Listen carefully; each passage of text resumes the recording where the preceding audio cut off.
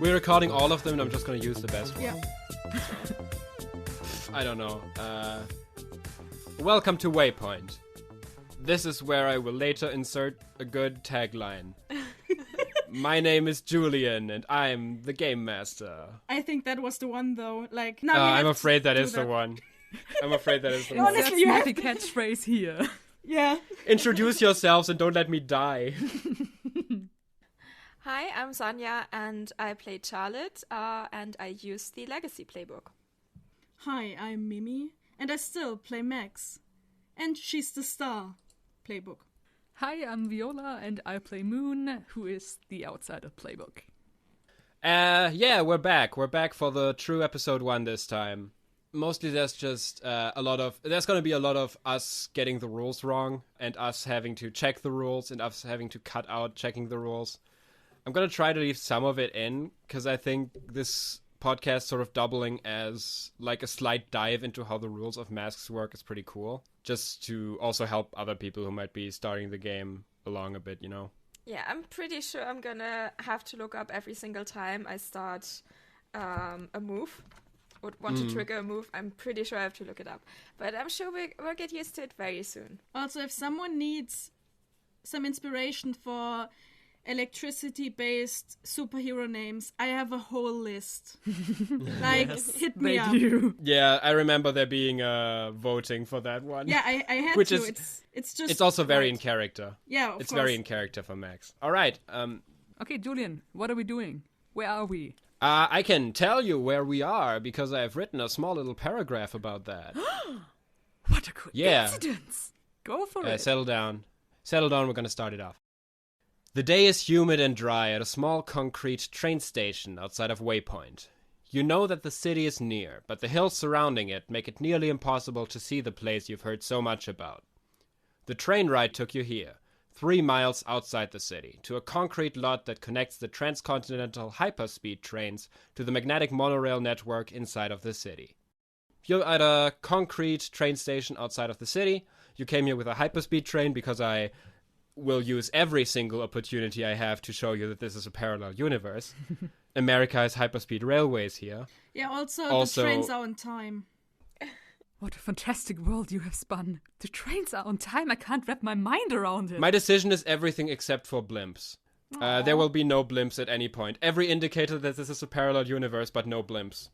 Quick question. Am I there too? And if so, why? Okay, so this is my idea. You didn't necessarily come here with the train. I thought so. You might have come here on your own, but this place here, this introduction to the monorail network is basically popular as, like, for first-timers, for people who get to the city for the first time, to get into the city this way.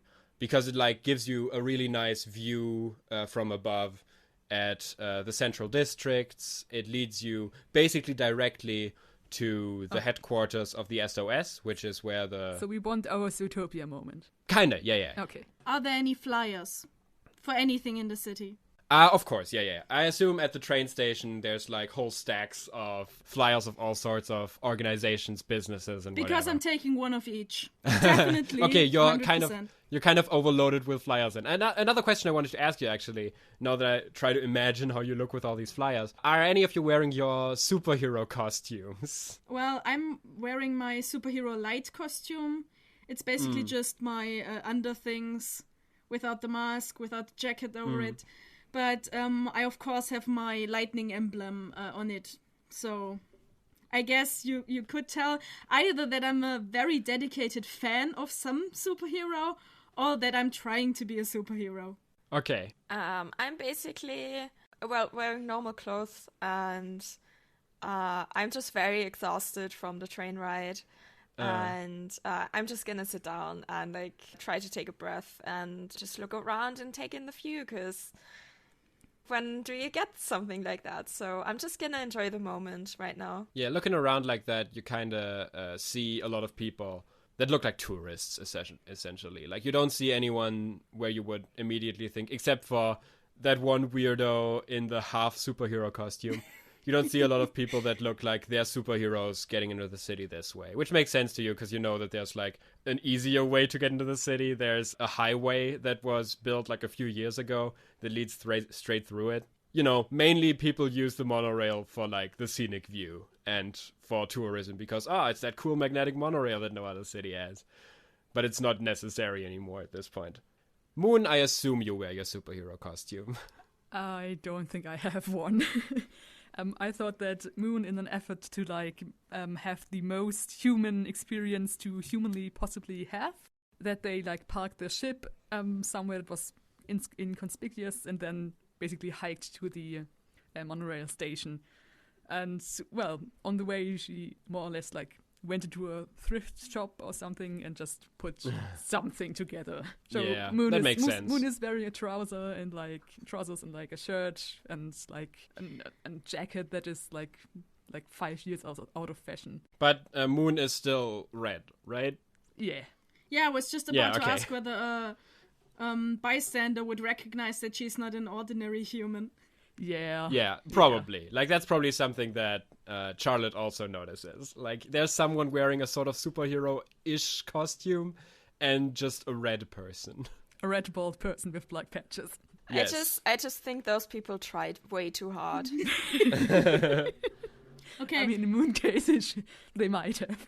I think to the general person, and especially to someone who looked into superheroes, someone with strange skin or a strange non-human body type wouldn't be too weird.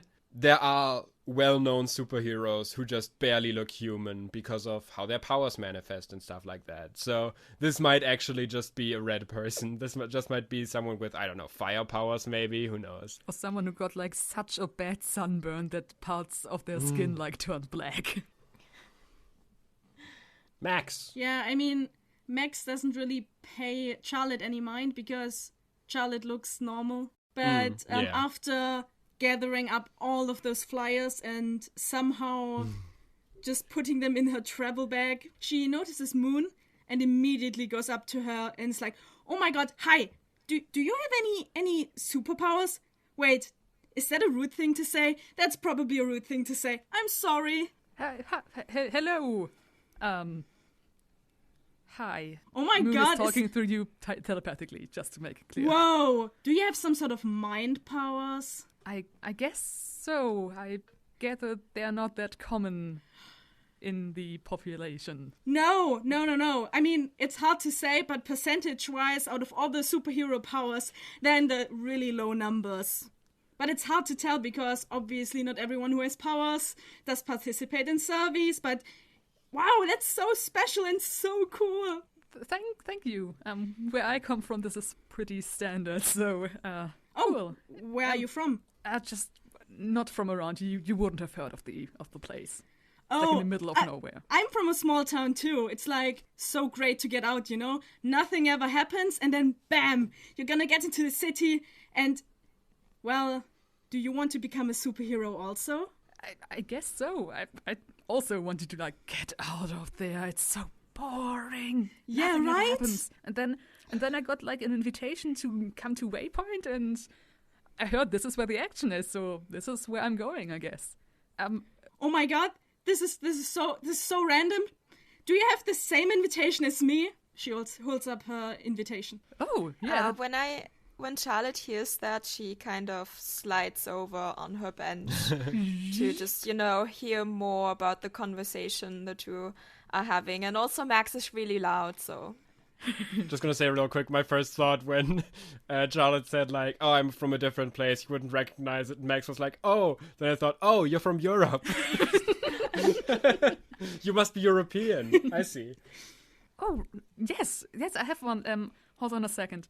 And Moon takes over their satchel and rattles around in it and pulls out the invitation. Yeah, I have one of those too. Oh my god, how crazy is that? That we would just meet like this. We can go together there. Come on, let's go. Okay, sure. Yes, yeah. Lead the way. Oh, I haven't told you my name yet, have I? Excuse me. I just overheard your conversation, and I also have this letter. Hi. What are the odds? What are the odds? This is fate. It has to be destiny. I'm Charlotte, and I'm a superhero. Of course. What's your name? So I'm Max, but when I'm superheroing, they call me ecstatic. That's a really cool name. I guess you can call me Moon. That was like a nickname, and it's easier than my actual name. So, hi, I'm Moon. Also, I'm sorry. I'm sorry for your loss. And Moon kind of reaches over and very awkwardly like pats Charlotte's arm. Thank you. How did you know? You might notice that I'm talking in your head. That goes both ways. I did notice. It's kind of weird, but it's just kind of weird that you can also like read my thoughts or something. Do you also read like emotions or? I mean, I've heard of powers like that, but it's very weird to experience that. I guess reading might not be like the best word for it. It's more like sensing, like experiencing, and usually like emotions are much easier to interpret. Like if I'm not paying attention, then I usually just get emotions, and if I'm like talking to someone, then the thoughts that come with them as well. So you just experience emotions from other people? Yeah. Doesn't that kind of suck? No. Well, but when everyone's like sad or something, then I'm also sad, and then oh right, you don't well, where I come from, pretty much all of my like family and close circle all have the same power, so all of us just feel everyone's everything. So it's actually pretty cool, because if someone is sad, you know why, and you know what they need, and then you can help them. That must be Europe. People talking about their feelings. That sounds like France. So how can you fight with those powers? Because it's really cool, don't get me wrong, but like to defeat the supervillains, you have to show something a bit more aggressive. We don't really have supervillains. I mean, if there's a problem, you notice right away, and because everybody knows what the problem is, then they can fix it. You and I are coming from very different places. Yeah, I think so too. I would have liked to have something like that, actually. Would have made some stuff easier. Here's a weird question I have for Moon and her powers, and something that I think would be interesting. On your home world, everyone just sort of reveals their thoughts to others. Like, you can't just read everybody else's thoughts. Everybody else doesn't really mind if you read their thoughts. Yeah. I could imagine it maybe being interesting that on Earth with humans, sometimes you don't have access to some people's thoughts. Like that there's a certain level of, if someone doesn't want other people to know something, you sort of get a feeling for that. You sort of get a sort of slight block you have to work through. Yeah, I think so too. I think on Moon's world there is this, I wouldn't say like a psalm conscience or something, but there is this feeling of you project your feelings and your thoughts as well. And that the fact that you don't want others to know something, you can feel that. So you project that as well. So if your feeling is, I don't want anyone to know this, then your projection will like reflect that and makes it harder to actually read that thought. So I would, the way I pictured it is that it's less like I can read their minds and like delve into their memories or something. It's more like the kind of stuff that they are thinking about, I can sense. And if they like actually like try to think something like at me, that would be really easy. But usually if someone like pays attention to their thoughts, it's not like as soon as they think about something, I can sense it. It's more like the idle thoughts that you have. I can read them. Yeah, in that case, it's probably really noisy around Max. Yeah, so if you guys want to include anything you are thinking or feeling, you can do that as well, because I don't want to like constantly ask, what is Max feeling right now? What am I feeling from there? Or something like that. But you don't have to. Yeah, I mean, generally I think Max is saying what she's thinking for the most part, maybe. If not, I can totally bring that in.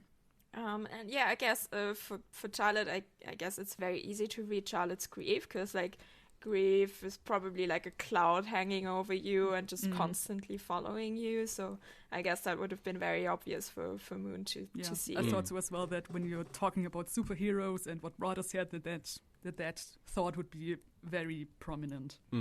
Also, I want to add, this is more like thoughts and emotions. It's less about like sensations. So for Charlotte's pain, for example, I don't think she would, as a Moon would feel like, oh, there's a pain here or something. It's more like, oh, they are uncomfortable. They are in pain, like in general.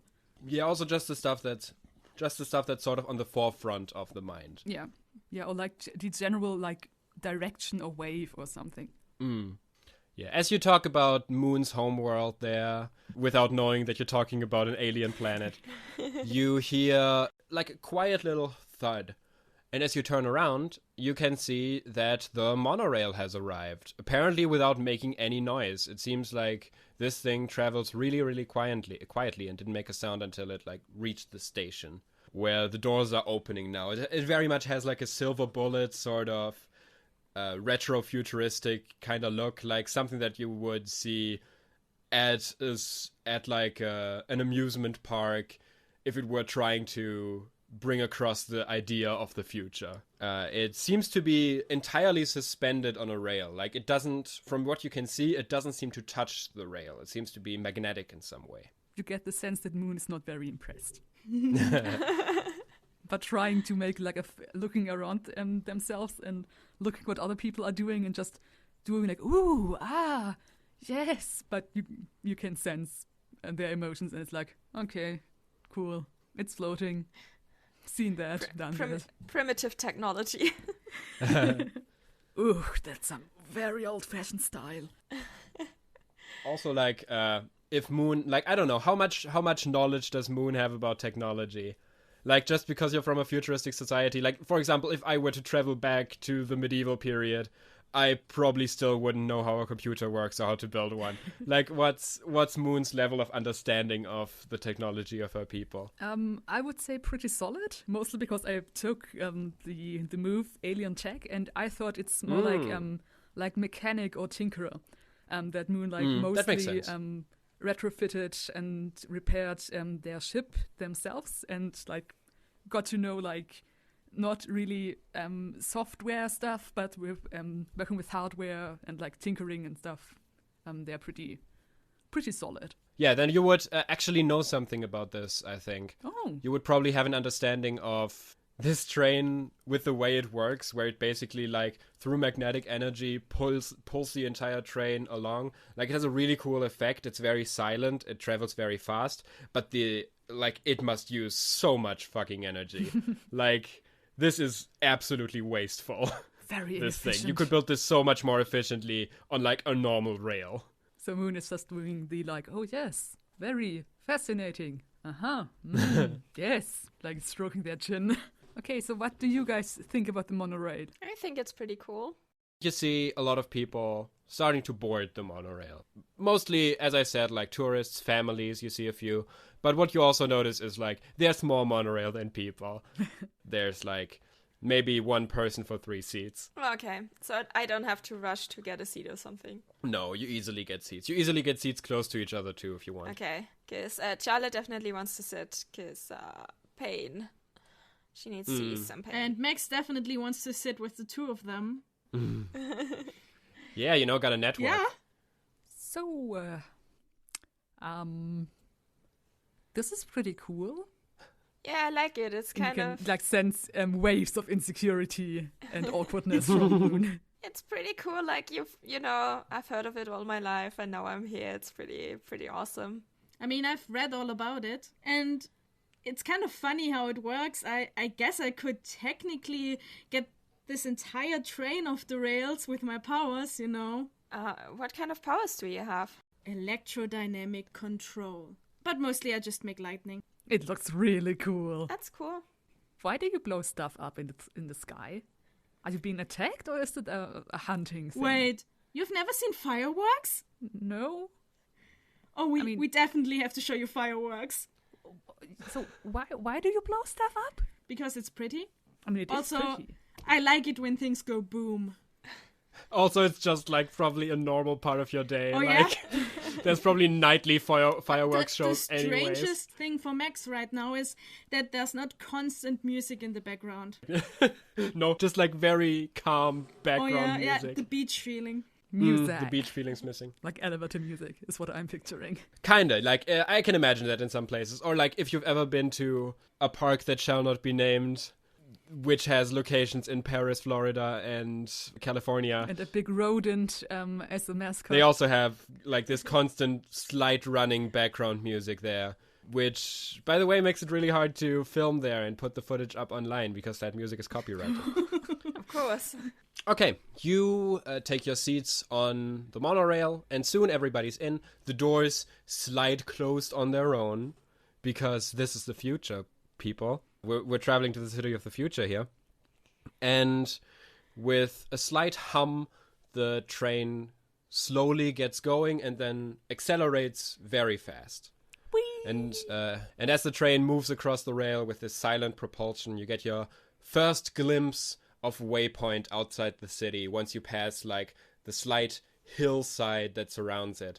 And the light of the midday sun over the city reflects back at you from the steel and glass structures.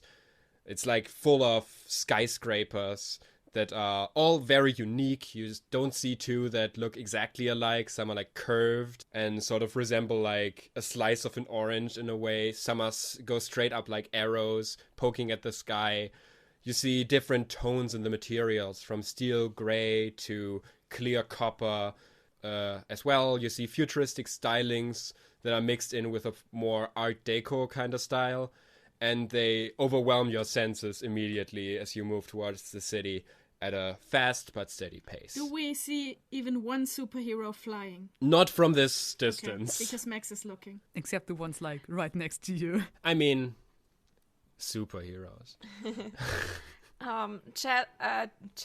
Charlotte is staring out the window and looking at all of it and kind of has a little bit, tears in her eyes because she actually wanted to visit the city with her mentor and it wasn't supposed to be.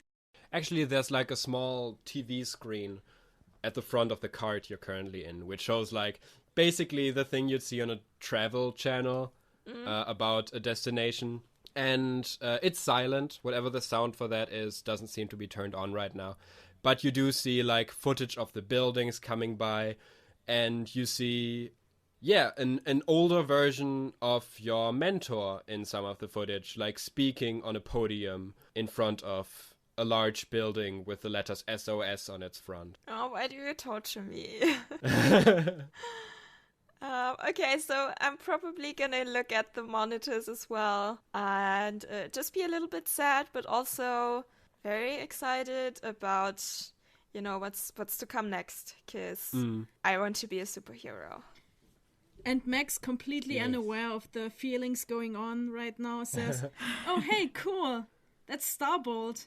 I've always wanted to meet him, but I guess now I won't ever. Huh." Yeah, he was pretty awesome. I would like to try and comfort Charlotte. Yeah. Oh, man. Are we rolling something? Yes. Are we rolling something, dudes? Yes. That's crazy. When you comfort or support someone, roll plus mundane. On a hit, they hear you. They mark potential, clear a condition, or shift labels if they open up to you. On a 10 plus, you can also add a team to the pool or clear a condition yourself. My mundane is not good. So, how do we want to play this? Should I roll and say what I'm doing, or should I say what I'm doing and then roll? I guess I'm gonna say it like in general. Generally, it would be I tell you, like it would be I'm gonna try to calm her down by doing this. Mm-hmm. What do I roll? Do I roll anything? Okay. Something like that. Generally, this game is supposed to function in a way where you never say, I want to use this stat, I want to use this move. You say what you do, and I tell you how you do it, essentially. Got it. How do you want to support or comfort Charlotte? Moon kind of senses all the emotions going on in Charlotte, and I don't know if you're sitting next to each other or like across from each other, but Moon like scoots closer and says, I know he meant a lot to you, and I think he would be really proud to see what you're trying to do. And I know, I haven't been where you are, but if you ever want to talk about it, like, I'm here. Let's see how that goes. Oh, nice. That's a 9. Also, by the way, can you say when you do stuff like that, whether you're talking to all the people or just one person at that moment, because you're not speaking? Right. I would think that Moon is like mostly projecting towards Charlotte. That's what I thought. And I rolled a 9, which means on a hit, they hear you. They mark potential, clear a condition, or shift a label if they open up to you. So it's your choice which ones you want to do. I don't think we have any conditions yet, so you can mark potential or shift labels if you want to open up to Moon. If they open up to you, like, goes for all 3 of these. Like, the player can choose at this point, okay, I heard what you said. I have the choice now of opening up to you and opening up to you with my feelings. And if I do, I get to do one of these things. Yes. Okay. That's how I understood it. Okay. Yes. So, I guess Charlotte's answer to that is, well, thank you. That's very kind of you. And I guess it's not that bad having met someone who can read someone's emotions, I guess. Thank you. I really appreciate it. You know, and after all of this, I didn't really have someone to talk about all of this. And it's kind of hard to deal with, you know, losing someone just on your own because no one else kind of cares about that. So thank you very much. I've been alone a lot, so having just someone offer to talk to me is just thank you. I'd like to use this moment to ask you, and by extension Charlotte, what was your, like, how well did you know your mentor? How much time did you spend with your mentor? How long did you know him? Well, I knew him pretty well. I think we maybe spent time together for like 2 years or something. And he trained with me. We kind of shared a lot because I don't have a very close relationship with my family. And I just kind of needed someone who takes care of me and, you know, supporting of me. And he was all of that. He was like, you know, a friend, a parent, a mentor, and, you know, someone who trained me and actually saw my potential and helped me achieve greater things than I ever thought I would achieve. I can imagine that being an advantage of having speed powers, that even if you're busy a lot in a different city, if you need help, you can call for him and he'll often show up. And I imagine that's sort of how it went for these 2 years. Yeah. That he wasn't always there, but when you needed him, he was there. Yeah. He, you know, did his superhero duties, but anytime I needed help or needed someone to talk, he was there. So, and, you know, maybe he was late or something because he had to save some people, but I, of course, understand that. Yeah, while you're sitting there and, like, sort of thinking about him with Moon, in a way, sort of reading your mind, you think about the last time you saw him and how he acted sort of strange that day with a sort of... There was a sort of foreboding feeling in the air, and you're not sure if it's just retrospect, if it's just knowing that was the last time you met him. But he seemed off. He seemed like he was in deep thoughts about something and wasn't as responsive as usual. And it was only a day later that you heard that he had passed, without anyone really revealing what exactly happened. Just the news that the hero known as Starbolt had died.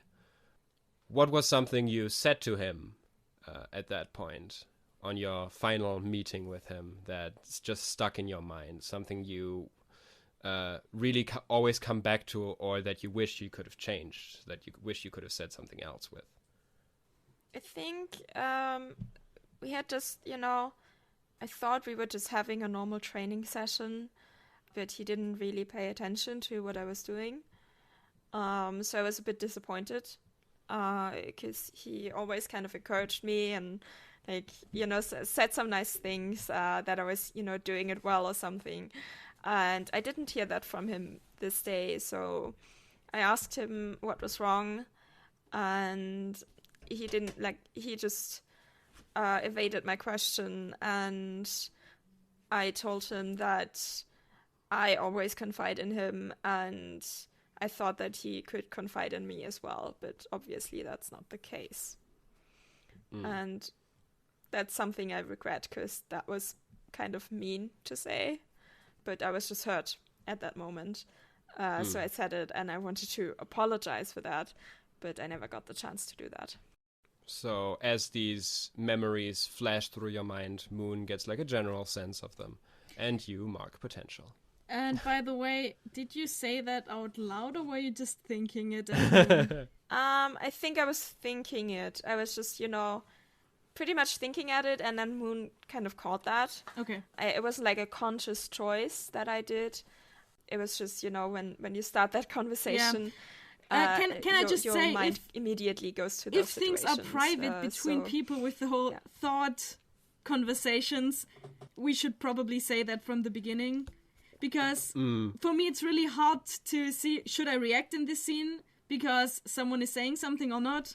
So it probably makes sense to just put that in front. Saying maybe, I talk to this person now, or I talk to specifically this exactly. person. Or when one of us is like, okay, so we're basically thinking at Moon, so the others don't hear or something. I do like the idea in this scene, though, of the two of them having this, deep and emotional mental conversation, and meanwhile Max just standing at the window rattling off facts about Waypoint and not even noticing that nobody's listening.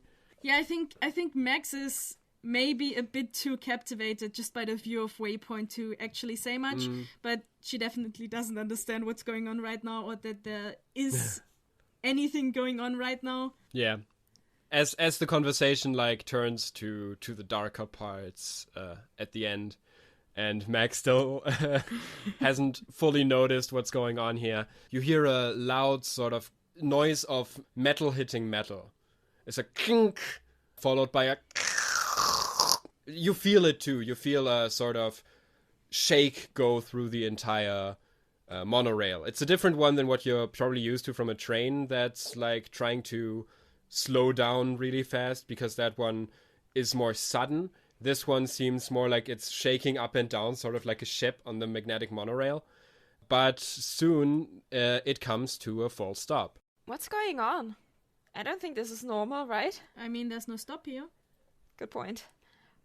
You hear confused voices from one of the further carts. You're sitting in the middle cart of the monorail bus. And soon you hear screams from the front one. Do I sense any kind of emotions? Big emotions? I would say that would be an assess the situation roll. Okay. Which would be with your plus superior. Okay.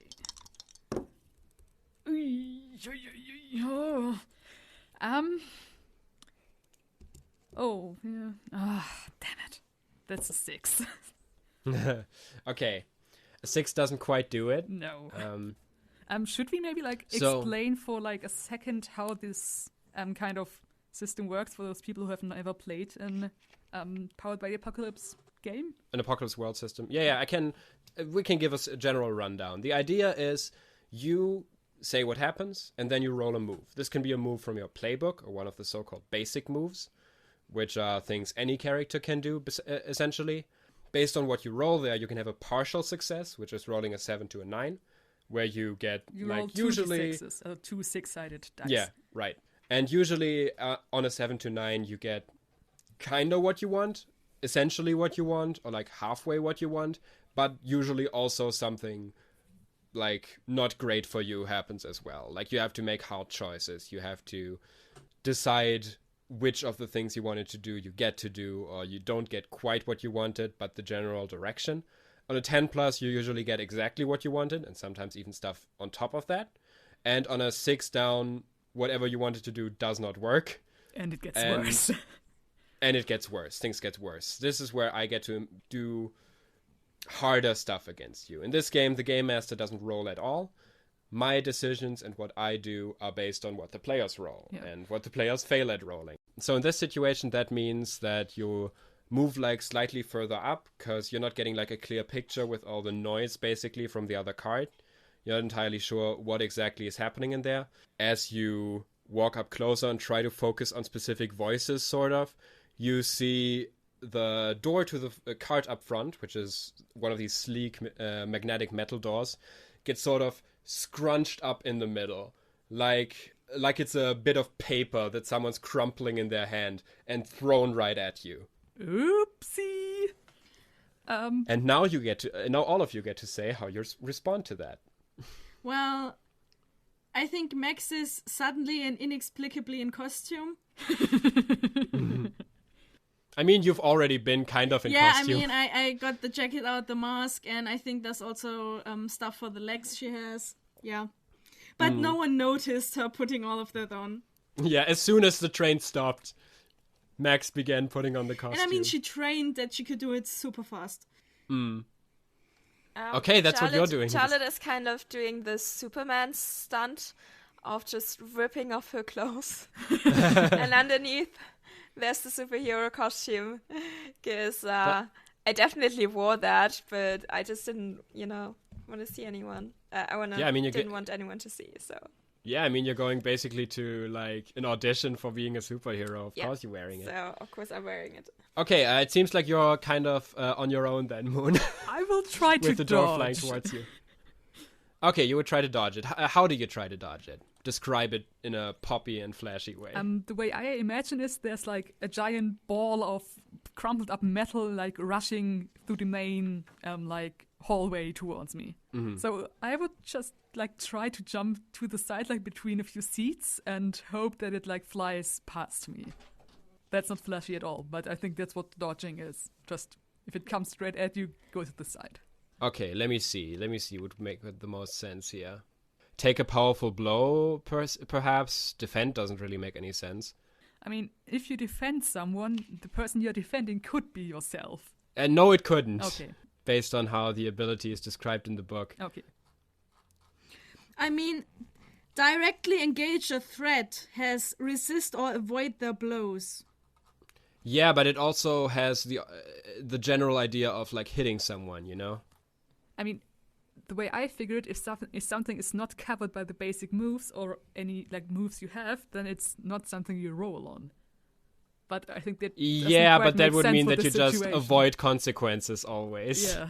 I think the idea here is what you're trying to do currently is jumping out of the way. Mm. You're not really using your powers for Nope. it. Usually I would say a situation like this would be an unleash your powers. I mean, if you want, I could restate the dodging maneuver in a way that makes use of my powers. Yeah, but I think for your powers do for something in that future case? situations, I we should have my- probably know what's going on when someone just dodges. Yeah. I could use Yeah, my but just telepathic dodging bands. isn't anything, I think the idea is you don't just dodge. You dodge and try to counterattack. You dodge using your powers and try to do something specific. Someone helps you out of the situation, so they roll defend. Julian, are there other people in our car? Yes, you're not alone here. You're not. There's not a lot of people, but there's other people here. Okay, then I would think that then I would like to amend my action. I would like to dodge out of the way and use my telepathic bands to grab the piece of metal and try to swing it around so that it goes out of the window. Okay. Kind of shooting it forwards, grabbing it, and using its momentum to just kind of swing it around so that it doesn't hit anyone. Okay, in this sense, I would say that's sort of a defend, but I would count this more as an unleash your powers because you're trying to defend yourself while also defending others, but mostly it's a display of your abilities. Okay, so what you guys see is that Moon wears sort of a bracer made of cloth on both their arms, and this cloth unwinds to two long strips of kind of silvery fabric. And as Moon shoots their arms out towards the ball of metal, these strips sort of seemingly with a mind of their own shoot forwards and wrap around or try to wrap around the ball of metal. Oh, that is a 10. That's neat. Okay. Okay, when you unleash your powers to overcome an obstacle, reshape your environment, or extend your senses, roll +3. On a hit, you do it. Yeah, I do it. It's yeah, you do it. You extend your arms, the lashes coming from them wrap around the door. You basically use your momentum to swing it around, and it comes out of the window, where it just flies off of the monorail track, hitting probably something below. When the dust sort of settles from this situation, you see what threw the door at you.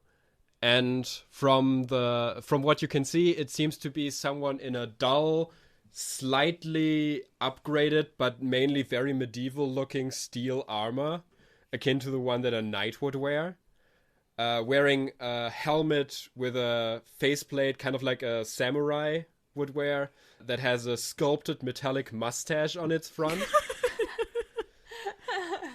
I mustache them about this. The person doesn't seem to be armed except for the armor, but the person has noticed that what you just did, probably assesses you as a threat as a result of that, and is moving towards you menacingly. An arm extended in your direction.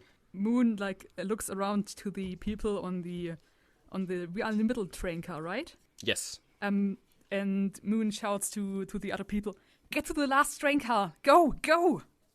And just sort of tries to shoo them along. I'm sorry, but what happened to the people in the first train car? You don't know. Oh, okay. You don't really have a view of that. Moon still hears voices from there, essentially, like in her mind. So they seem to still be alive. Okay, that's good. At least some of them. I would like to trigger the move defend someone, because I see that a lot of people there are just, in shock and scared. So I will use my speedster powers and, use super speed to get the people in our train car to the other one. Yeah, so basically you respond to what Moon is saying and utilize your powers to speed the process up. Yes. That would be a defense someone. Your speedster evacuating people. This is awesome. Does Sunny have to roll for that? Yeah, I'm right. Yes, that is plus savior. I'm adding a +1 right now. It's very hard.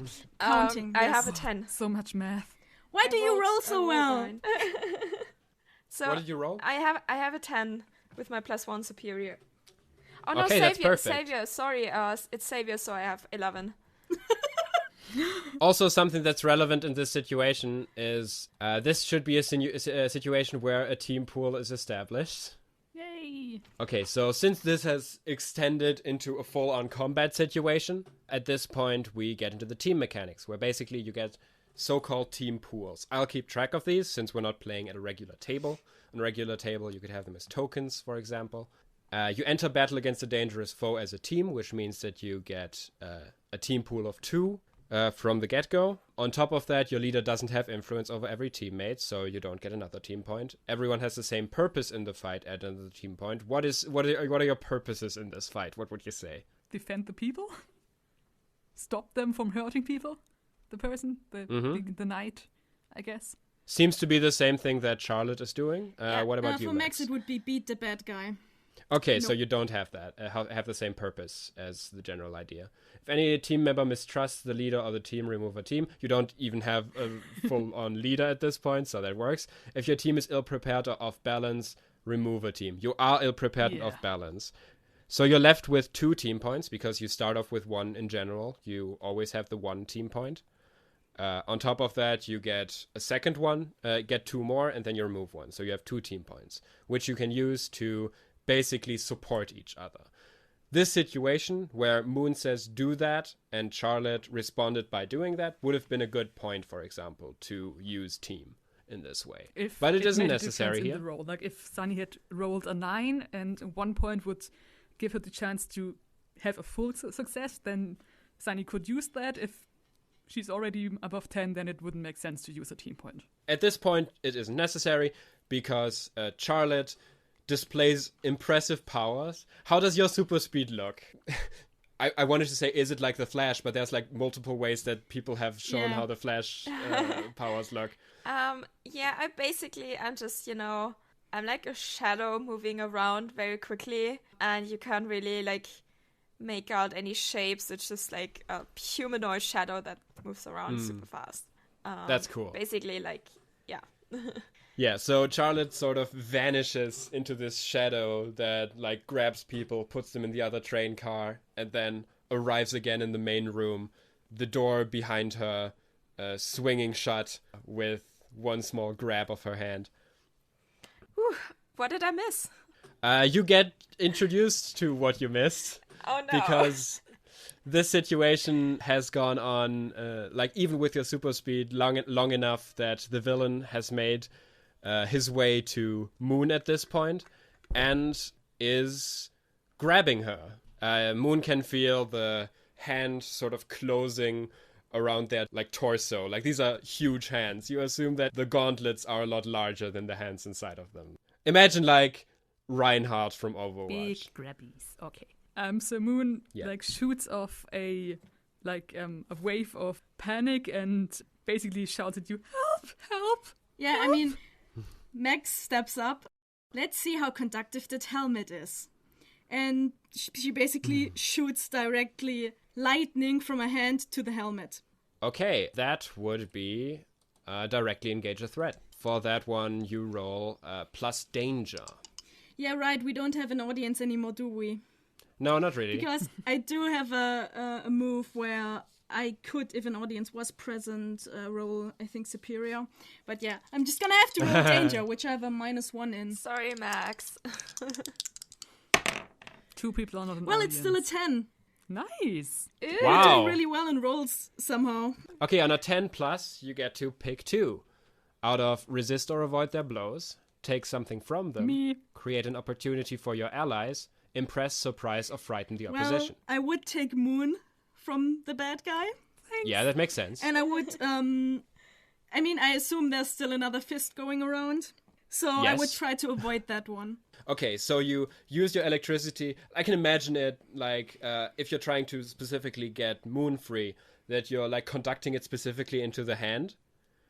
And something you notice when you do that is that the hand starts to sort of malfunction. Like, it doesn't move like a normal human hand. It's sort of like...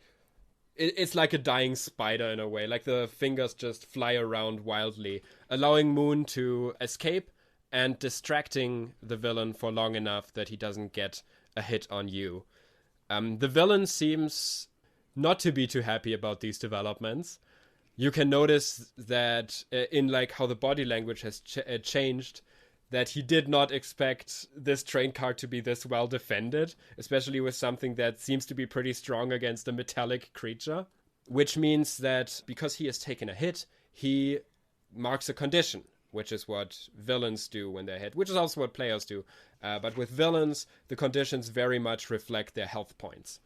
In this case, I have given him a set of conditions in advance, and he gets to mark one of these off and immediately do a condition move, a move associated with this condition that he has marked now. At this point, I would say, I'm going to do this pretty openly, because he has been hit by electric powers and he didn't expect someone with electric powers to be here, he marks the condition afraid. He chooses to engage with this situation by grabbing the ground beneath him with his good hand and pulling it up. First of all, making you all tumble a little bit, but mostly making you lose line of sight of him. So did they just like peel up like one of the floor panels or something? Basically, Okay. yes. He the whole thing, as I said before, silver bullet. It looks like it's made out of like one sleek line of metal, and he basically rips it open, like shoves his fingers into the ground, grabs hold of the floor panel, and pulls it up above basically him, making you all tumble back slightly. Okay, at this point I would like to quickly take stock and maybe try to get a beat on this villain, like what their motives are and stuff. Like using your psychic powers for that, you mean? Yes, and mostly just like looking around, are there still people in danger? What is the villain trying to do? And like getting a beat on the situation, I guess. Yeah, this is sort of where the you're saying what you do and I say what you roll thing becomes relevant. Because I feel like you're pushing towards an assess the situation. Yes. But from what you said, it seems to me more like a pierce the mask.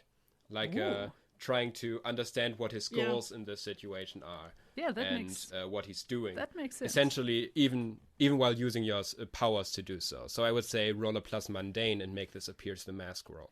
Okay. Okay, not bad. That's a 9. Okay.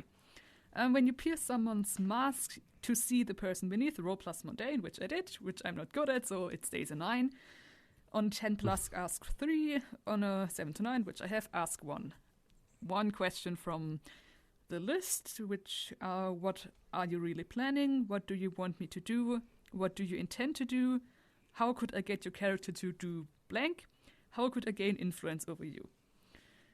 I would say, what do you intend to do is the question. Like, Moon is trying to get a sense of what are they even doing, what they're trying to do, what are their motives or goals. Yeah, something you sort of see in his mind over and over again is it a he? And what you also can gather from the surrounding situation, from the door being ripped open, from how he destroys the floor. You see a small image of what happened at the front of the monorail, where he basically like straight up just pushed his shoulder into the oncoming monorail and ended up inside of it after both halves sliding out on both sides of him. You get the feeling that what he intends to do is destroy this monorail. The main goal doesn't seem to be to hurt anyone inside of it. You get the feeling that he's bent on causing as much damage as possible. I would like to say that Moon quickly shoots the other two people a quick thought of destroy the monorail is what this person wants to do. I assume, do I get a sense of the person? Is it a person? Is it like a robot? You very much notice that there's someone living inside of that, from what you gather. Just with a sort of robotic suit on top of that. And as you gather this information, you notice like another strong shake in the monorail, as it seems this figure is jumping out through the hole he just created.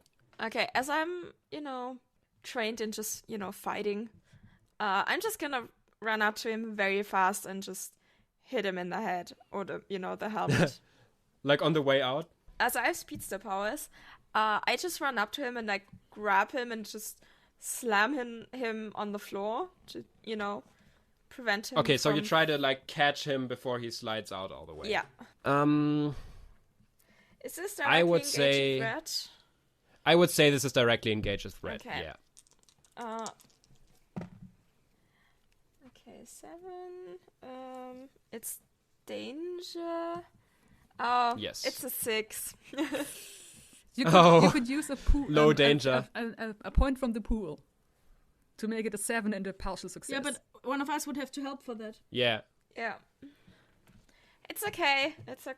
Well, yeah, you're basically speeding over real fast, trying to grab him by the shoulders. Yeah. And while you're really fast, you're not super strong, and you're just overwhelmed by the villain's general weight. This suit seems to be extremely heavy as he just sort of plummets down at the street below, completely sliding from your grasp. And I can do something now. Yes. Also, Sunny, if you miss a roll, you can mark potential, which helps you in leveling up. Yes. So don't forget that. You get a point of experience. Yay. So I have a few options what I could do here. I would like to use this opportunity as a character moment for Charlotte. This could be, and I would use it either to shift your labels or to inflict a condition. In this situation, I feel like this could result, theoretically, in you feeling less powerful, less superior maybe, less dangerous. Mm-hmm. But I don't think this is big enough a moment to cause something like that. So instead, I'll say I inflict a condition upon you. Yeah. Which makes a bit more sense in this situation to me. Mm-hmm. I tell you that I inflict a condition on you, and you pick which condition you are afflicted with. Okay. So, as a result of this, are you afraid, angry, guilty, hopeless, or insecure? I'm just gonna choose it from a character point of view. Yes. And that would be insecure. Yeah. You thought you had it, you thought your powers could do this for you, but he was just, just being heavy was enough to best you. Yeah. The villain drops out to the street below and seems to be running away. I have a quick question. Underneath the monorail, shouldn't there be like the rail it is floating above? Yes, So but the rail is very thin. Imagine the okay. bottom of the monorail like a U dent inside of the monorail, and in the middle of that U dent is the rail. And he basically ripped off something besides that U dent and jumped out through that. Okay. Is he already too far away for my powers to affect him? You can try to shoot something in his back if you want. I mean, I would have tried to magnetize him so he basically gets pulled back to the monorail. I mean, at this point, he's basically already on the road. Like, Okay. you would have to magnetize him a lot for that. Okay, then I'm gonna try to shoot some lightning again, I guess. Yeah, I'd probably say unleash your powers. You're trying to shoot lightning at him, with which goal? Because he's, like, out of your reach, essentially, at this point. Yeah, I would like to stop him from fleeing, basically. Okay, to slow him down, essentially. If not, stop him from fleeing until authorities arrive. Because I don't think any of you can fly to get down there easily. No. Then give me an unleash your powers. That's freak. Plus freak. Let's get freaky. That's a 7. A 7, okay, that's a partial success. On a 7 to 9, mark a condition or the DM will tell you how the effect is unstable or temporary. I'll say we'll go with the second one.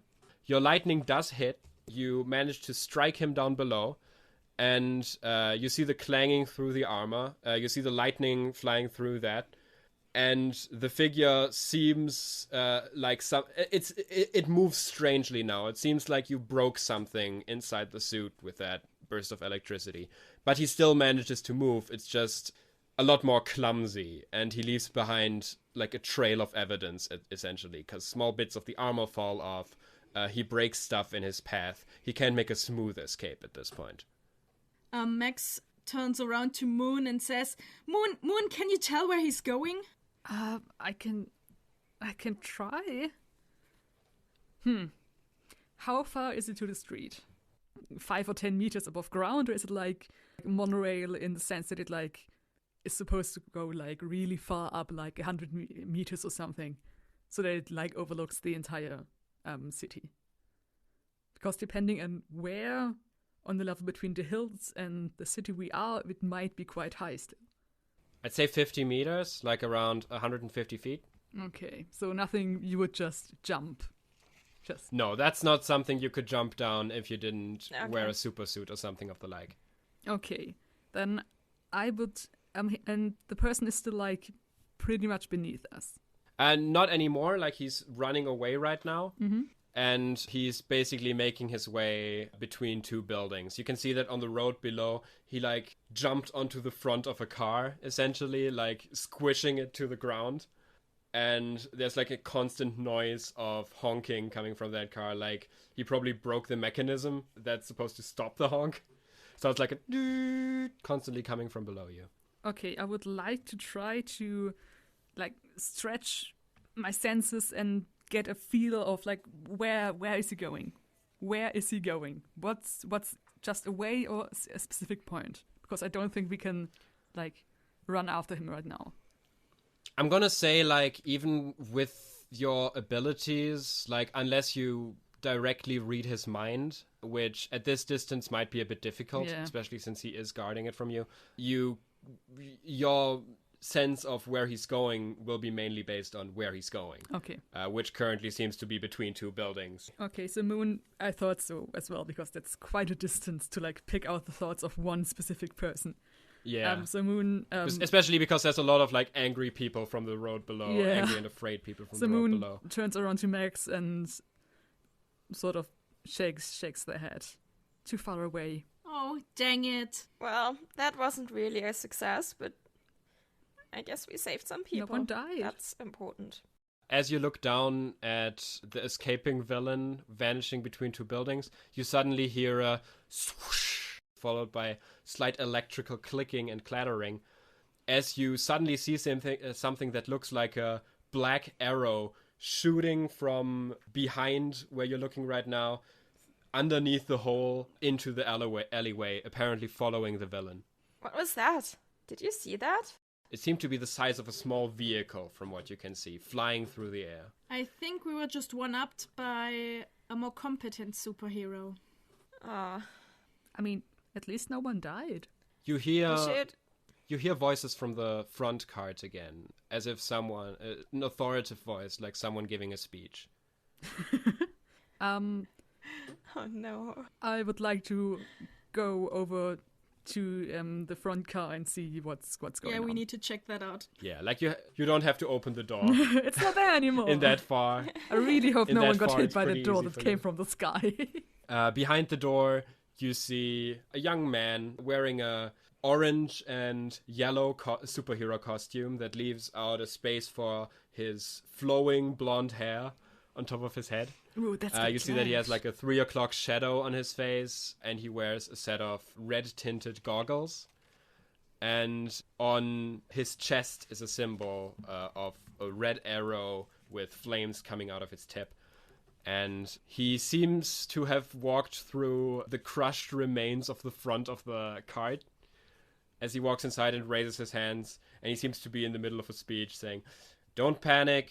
There'll be vehicles soon. We'll pick you up. We'll get you out of here.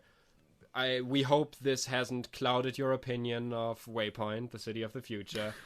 This usually doesn't happen on trips like this. Not with the first Don't thing. worry. Everything will be all right. Calm down." And he also walks like back to you with at least Max clearly in superhero costume and says, "Don't worry. You're safe now. The superheroes have arrived." Ouch. Is he a recognizable figure or not? If you're really into superheroes, I he's mean, probably Max a is really into recognizable figure. superheroes. You've probably heard of him then. His name is Incend. You've heard of him before. He's not a big name hero, but he's like a minor figure in the syndicate of superheroes. He's an actual member of the SOS. Max says really quietly, "Never knew that Incense was such a jerk." Julian, are the people in the car calm now or still panicking? It seems that this actually really helped calm them down. Like, just seeing that a superhero has arrived helped them. You see that some of them are actually injured. You see some, like, sort of trapped under bent-apart benches. Oh. But from what you can see, they're all moving and they're all conscious. Charlotte actually turns around and goes to the third cart to look at the people there and ask if everyone is okay. The people there, like, slowly nod, and there's a woman in her 30s who walks up to Charlotte, looks left to right, and says, "Was that you before? The super speed?" Yes, that was me. I'm a speedster. She takes your hand and says, "Thank you. I've never..." She looks down on your costume and raises an eyebrow. "I mean, I've never heard of you before. Maybe go for different colors. This seems a little bit in bad taste, but thank you a lot. You really saved a lot of people there." You're welcome. I'm just here to help people and keep them safe. Is Charlotte doesn't mention the costume because she doesn't know how to respond to that. Did you beat him? Unfortunately, he got away. But he's not here anymore. He's not here anymore. You don't have to be scared. It's totally fine. You are safe, and I'm sure we will catch the guy very soon. Thank you. Thank you very much. The woman and most of the other people in the cart, like, carefully move to the front as soon as they notice, like, that it hasn't crashed, that you can still move inside of these. And yeah, this would basically work in the way where she's attempting to shift your labels, and you could basically say shifting it in a way where she raises your savior and lowers your superior. Because she's sort of made you aware of, like, even if you wear the costume of like a great hero, you're not going to be recognized as that great hero immediately, but you did save their lives and made an impact on these people. Okay. Like, essentially, this would be someone who would have to have influence over you to actively shift your labels. For adults, you can generally assume that they have influence over characters, because they're adults. And you can resist it by rejecting influence, which is, I think, one of the peripheral moves. So basically what the situation here is you can reject the influence of this woman and say, no, I don't care what you're you wrong say. about me. I don't care what you say, you're wrong about me. I am not, I am Starvault. I already feel myself in this role, like what you're saying. But from Charlotte's reaction, I'm judging that she probably like took this to heart, at least in some way. Yeah, I think for Charlotte it kind of makes sense to take this to heart, because that's like the first time she saved people and the first time someone thanked her for that. So it would be something she would take to heart, actually. So that means shift your labels. You can now shift up your savior 1 level and shift down your superior 1 level, which would put your superior at 0 and your savior at +3. So this is basically how this game works. Your stats aren't like fixed as they are in other games. It's more about how you view yourself. So if you view yourself as someone who saves people, you are better at saving people. But as a teenager, which we are playing, the view of other people still influences how you view yourself. So what happened here is basically Charlotte adjusted her view of herself because someone basically made her think about herself in a different way. So the labels are not fixed, they will shift up and down all the time as the Although story there's a progresses. possibility to lock them, but that comes later. Yes. And also, if your label is at max, basically, and someone would shift it even higher, instead of shifting the label, you mark a condition.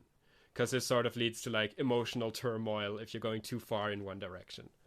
Essentially, the people in the back cart make their way into the middle cart now, and I would assume Charlotte follows them. At the same while, the hero who came in through the front, as well as the people in the front car who can move and are interested in what's happening, make their way to the middle cart now. And he basically repeats his shtick and tells them, you're safe now, we have arrived to help you.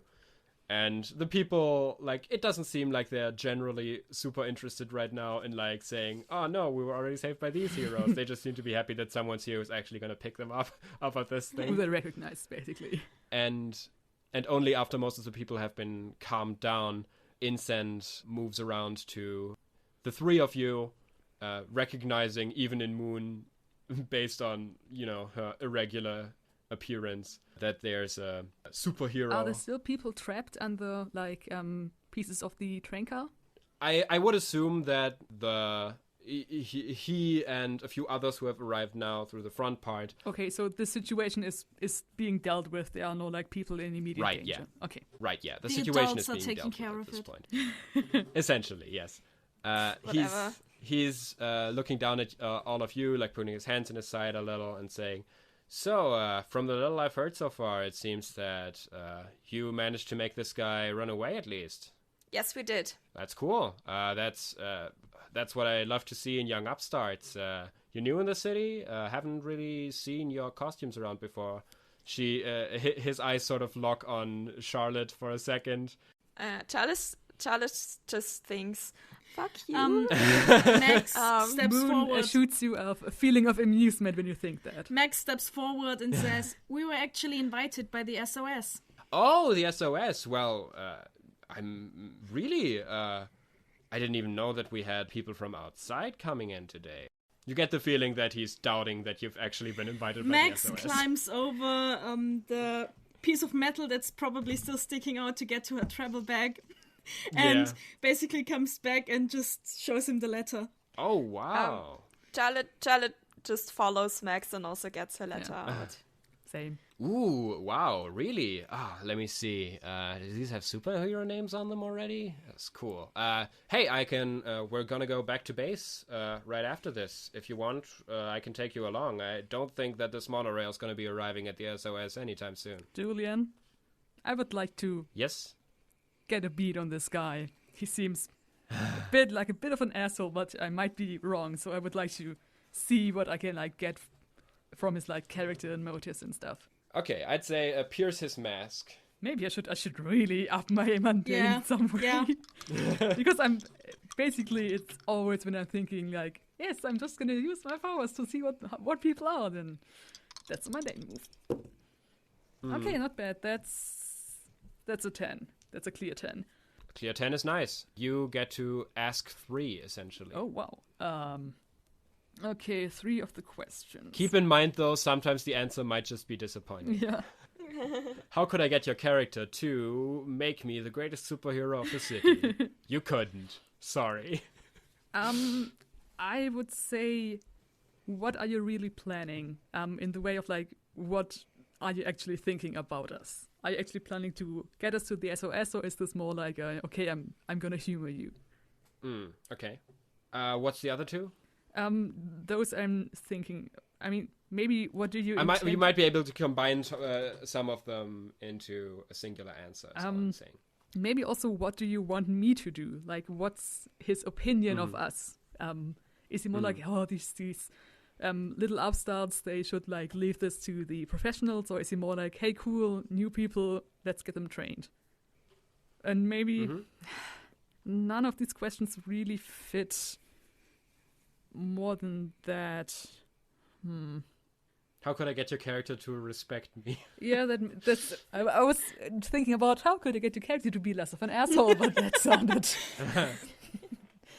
Yeah, how could I get your character to? You can also me? ask that. Up to you, totally. Yeah, I would get more like respect, because that's basically what we want from him. Yeah. Okay. So what are you really planning? You get the feeling that like he's, and also what do you want me to do? Like, you get the feeling that he's like undervaluing you a little bit right now, but not to the point of like hostility. Like you get the feeling it's more of a, we get newcomers like this all the time. We get new people into the city all the time. Do you actually actively ask him something, or do you just try to kind of get a read on his mind? I would say it's mostly like trying to interpret his emotions when he's speaking to us, and gathering from that what he's really thinking. Or maybe like the kind of stuff you think, but try to put into nice words. You're getting the feeling that he's seeing you as teenagers, essentially. Like teenagers in superhero costumes. Where to the point of like, he thinks you did something cool there. You did something sort of impressive there by getting this villain to run away, even if you didn't manage to stop him. But he's viewing it through like the same lens you'd be impressed if your cat manages to high five you. Right? Like, it's pretty cool that you can do that, but I could have done better. But he seems to actually want to bring you back to the base. So you're not getting the feeling of like he's being facetious. He's trying to do something harmful. Like having seen that you actually have invitations, he seems to believe that. So, and he's not pranking us. So I guess with the how could we get his respect is we like prove ourselves capable. Yeah, prove yourselves by not just having one villain run away from you, but by like, you know, doing the big hero stuff. Okay. Which is what you gather you will have to do to gain the respect of a lot of people here. Max asks, so can we get a ride in a flying car? We do have a flying platform, but that only gets us down to the ground. I guess this day just keeps on disappointing. Moon seriously considers telling Max about her ship, and then sort of remembers what the people from the government told her about like laying low, and dismisses that thought. He seems to take that comment about disappointment in stride, and turns around towards the ruined front of the monorail cart again, beckoning you to follow, and basically tells you, so I guess since you're not taking the monorail anymore, you're taking the Incent Express. Next stop, Syndicate of Superheroes. As he jumps down onto the rail, and from there makes his way towards a flying black rectangular platform that is parked right next to it.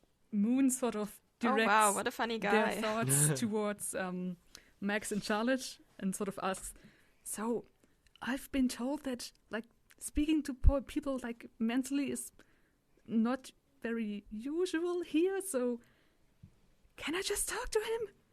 Do you guys want to do that? Because last time I did that to an adult person, they were not really thrilled with that. I mean, you can just tell me what you want to ask or something. I can just say it.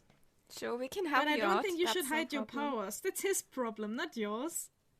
Yeah, but people get really weird about what I can do. Yeah, well I a guess, lot of people get really weird about a lot of superpowers, and they're still awesome. Yeah, I mean, we're all a little weird, right? So just be yourself. Okay. As you say that, he turns around again on the platform, looking at you and waving his hand. Hey, what are you waiting for? Do you want to be superheroes or not? Let's go! I grab my suitcase and follow. Moon takes a look around at the destroyed train car and at all the people who are fawning over the rescue workers, and takes one last look around Waypoint and thinks, okay, this will be interesting, I guess, and hops down on the platform with the others. And that's where we're gonna end it for today. Yay! Yay! I also had a superhero moment, which was so cool. Yes, and you met a super villain, and you met a superhero, who I totally didn't make up on the fly. I love that the super villain was actually scared of Max. When I just imagine her being this tiny girl. But Yeah. electricity. I was thinking about, oh yeah, this one's gonna be specifically weak to Max potentially. But the thing I thought about it, the way I considered it, and I think that's gonna be kind of interesting going forward, is either his armor is really conductive to electricity, which makes it easy for Max, or it's gonna be resistant to electricity because of the way the kind of metal that's been used, which would make the situation pretty terrible for Max. And then in the end, I left the decision to, let's see how good Max rolls. We rolled well this time. Yeah, so if you had rolled bad on using your powers basically to attack him, his armor Yeah, that would have makes been sense. resistant to electricity.